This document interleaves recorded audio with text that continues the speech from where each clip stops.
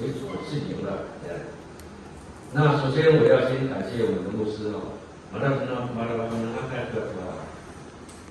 南博西啊，你说的国际莱恩，从主日学一直到聪明会，你看你啊，新来的你们尤其是我看到我们牧师在针对那个主日学的时候，那打你们所以从很多方面我们可以看到我们牧师对我们教会的用心，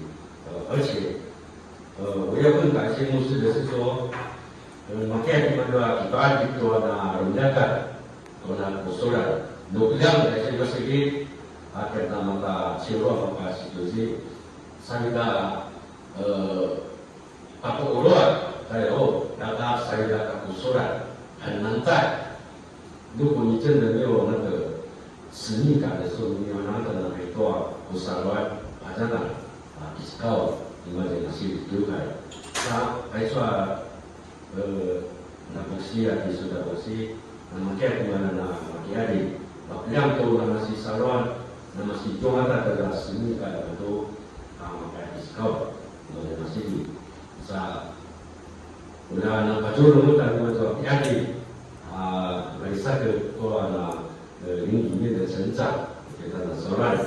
还有什么的，你给他不慢慢的。